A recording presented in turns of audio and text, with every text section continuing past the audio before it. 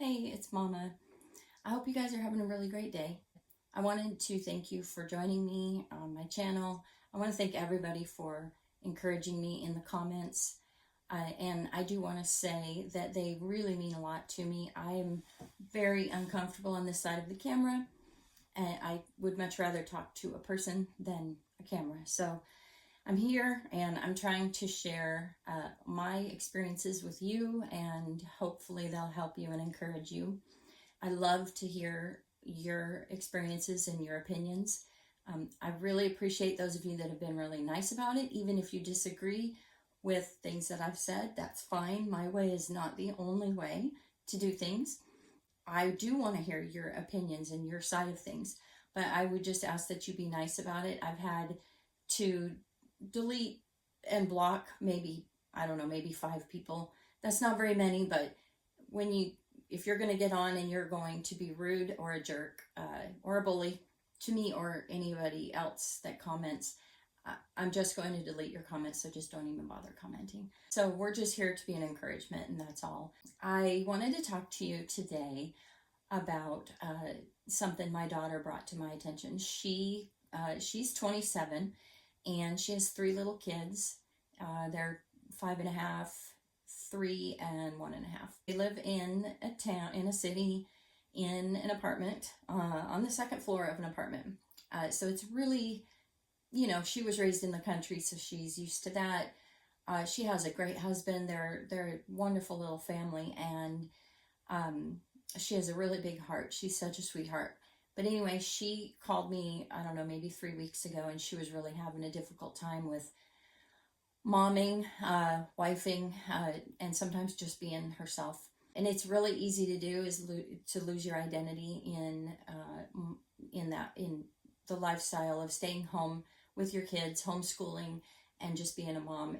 You got to be careful about that. So I strongly encourage you, if you are a stay-at-home mom, take care of yourself. I wish that was something that I did. I wish I'd have taken better care of myself. And you don't always have to put everyone before your needs. You have to take care of yourself mentally, physically, spiritually, and then it'll be emotionally. So anyway, my daughter, she was just having a really rough time being a stay-at-home mom, doing all the things. She was finding her temper was really short, and she wasn't having much joy throughout the day. She started developing a morning routine. Now, she is not a morning person at all. She would much rather just stay in bed after her husband leaves for work. So she started getting up with him at 5 o'clock in the morning. He would leave for the gym and then go to work. And she would get up. She would put a crackling fireplace on the TV and get her coffee, and she would turn on a dim light like the Christmas lights or something, a small lamp, and get her Bible and do her devotions, have some quiet time. Then she would do some exercises, either some strength training stuff or maybe some yoga stuff. And after she got done with that, she would look around the house and she would pick a chore. She would just, maybe the bathroom needs cleaned or the floor needs mopped, something big like that. Not the daily routine chores that you do all day long, but something big. Then her kids would start getting up one at a time, coming out, say, good morning, Mommy, get some mommy snuggles. And she's already got stuff accomplished. And another thing that was really encouraging to her was, after her husband got done at the gym, before he got to work, he would call her and say, hey, are you up? Are you okay? How are you feeling? What did you read? Or what have you got done? Whatever. And she said that accountability, knowing he was going to call her, was an encouragement to her to actually get up and do something. Because some mornings you just feel like going back to sleep. And that's okay. There are mornings when you're going to do that. But she was finding it so much harder when the kids were coming in, waking her up, saying, Mommy, I'm hungry, or Mommy, it's time to get up. And she didn't like that at all. So I went through the same thing. I've done it. Goodness, I was a mom for so many years. I mean, I'm still a mom, but, my kids were little and needing me.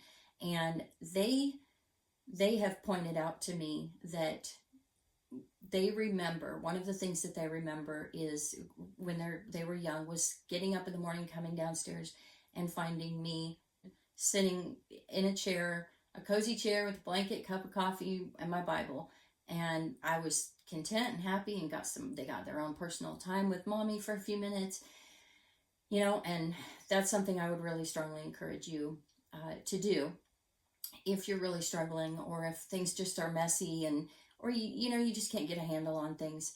So I have a lot of tips. I'm gonna have to make more than one video, but this one is just focused on my daughter, what she did, and then I have my own tips here that I had written down.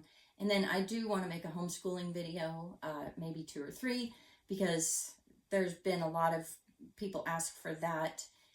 And I do have a lot to share. I have things that worked for me and things that didn't work for me, and things that worked for me that won't work for you, and you guys can figure it out. So anyway, I have my notes here.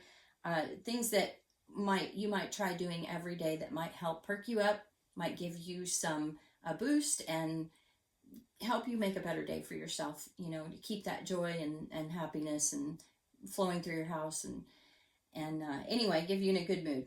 So one of the things I have is to wake up early and go to bed early. And that takes practice and work, especially if you're a night owl. Maybe you can do it every evening before you go to bed. I don't know.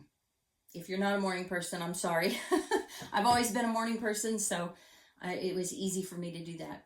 But, and my daughter, like I said, she's not. So she just really struggled with it. But she determined she was going to do it, and she's happier for it, and she's really appreciating it. By the way, I do want to say, after she applied some things and started doing those things, she found that her attitude, her patience with her kids, her mental, spiritual, emotional, everything, all of the attitude got better. Her and the children. The children noticed it, and in turn, they get the benefits from it, and they started behaving better too. Anyway, another thing was to, every day, to clean something. Just pick one thing. You don't have to clean the whole entire house every day. Just pick one thing. Pick a bedroom or make your bed. That's even an accomplishment. One of the things that my children and I did was I would give them a number. Everybody get 7 things to clean up. And everybody goes to the house and picks up 7 things. And now for me, that's a lot of stuff. That's 49 things because I have 7 kids. And, after you get 49 things cleaned up in the house, it's pretty good. You did a good job. So it's easier the more kids you have. And anyway, just clean one thing. Just dust the bookshelf off, rearrange something, go wipe the bathroom counter off. Anything that you do is just going to give you a little boost, and it's going to help. It doesn't have to be a lot. Another thing is read. Read something every day. Just put your phone down, get a book, read a paragraph, read a page, anything. Read aloud. You can read aloud to someone. You can read aloud to nobody, to yourself. My husband will read to me. He likes to read poetry out loud, or we were reading Hondo. That's a great book. And just pick something that you like to read. Another thing you can do is spend some time outside. Even if you can just go out on your porch, or your balcony, or your front step for a few minutes, if you can't go anywhere that day, try to get some sunshine. It really is the best doctor. Journaling or writing down things that you're thankful for. I have a gratitude journal that I picked up somewhere. It's got some good little sayings in it and stuff, and it says every day it's got what you're thankful for, something that you're looking forward to, and then something good that happened that day. So that would be done at the end of the day. Every day there is something good that happens. Sometimes you got to look for it. Sometimes you really got to think about it. But every day there's something. Even if it's a little thing, just try to be thankful for something good that happened that day. So send an encouraging text. Go through your contact list and pick somebody and send them, go on Pinterest and get a cute little saying or something like that, and just send them an encouraging text. Hey, I was thinking about you today. I hope you're doing well. Another thing is learn something new. You can learn a new word, a foreign word. You can look a word up in a dictionary, so a vocabulary word. You can learn a spelling word that's always been hard for you. Or go on YouTube and watch an educational video about something. Maybe you don't have anything to do with horses, but you can go on and watch one of Dwayne's horse training videos and just see what you can learn. And then, guess what? One day somebody's going to be standing around talking about a subject, and you go, oh, I watched a video on that, and I learned this and that. And you can ask questions, or you can pass on knowledge. Just learn something new every day. Let's see, do an exercise, just do anything, find some yoga, find some strength training. If you can't do exercises because of your health, find maybe one of those stretchy bands that you can just do while you're laying on the couch, or do those foot exercises where you're just lifting your feet up and down, something. There's lots of things online, so I know you can do it. Just do something. Check your diet. What are you eating, drinking through the day? Is it helping? Are you addicted to something? Maybe you shouldn't be.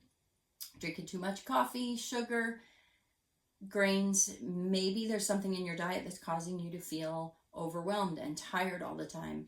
I know that my daughter had that. She had some things in her diet that she changed, and it really helped her a lot. She also took out foods, any foods that had like the red 40, I think, in it.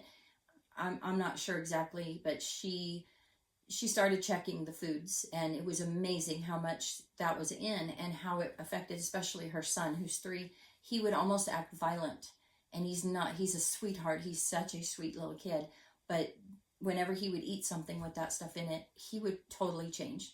His behavior changed, and he would hit and get angry, and she took that out, and he's not acting that way. So check your diet and see what you can do to help that. Sit in silence. Try to find a nothing space. I talked about nothing space and us women not having a nothing box. And I got a lot of comments from guys saying that they disagreed with that. And a lot of them agreed with it, but some guys were saying it's just a space they go where they sit and they try to figure stuff out. And so they're not communicating and I understand that, but to me it seemed like men are able to shut their brains off and women are not. That's just my experience with most people. So if you can, go sit somewhere in a cozy chair or on your porch, somewhere where you can get by yourself. Maybe it has to be your bedroom. Maybe you can make a corner in your bedroom that's just your little nothing spot. And try to find some quiet time, even just 5 minutes, just something where you can sit, maybe meditate, maybe just sit in silence. Don't look at your screen. Don't look at anything. Just breathe, concentrate on your breathing, and just relax. It lowers your blood pressure. And I think it helps us in a lot of ways, because we're constant noise from the TV and people talking and things going on around us, and we don't get much quiet time. So you need to find some quiet time every day. So I think that was pretty much all that I had. Yeah, that was all I had for this video. Thanks again so much for being here and being a part of what we're doing. Try to be an encouragement to somebody today, and give some grace where maybe you don't want to, because somebody needs it. Somebody needs some grace today, and have some grit. I'm going to actually do a video on that. Have grit and give grace. It's not my own saying. Some of you have suggested I put it on a t-shirt. It's not mine. There are t-shirts on Etsy with that saying on them already. So I love it. I actually have a ring on that says grit and grace. So it reminds me every day to have grit in everything I do and to give grace to everyone, because all of us need it and we all deserve it. We're all going through our own hard times. We're all going through something. And some of us think, well, their trial's not as bad as mine. That doesn't matter. Everybody has their own strengths, their own weaknesses, and we can help somebody.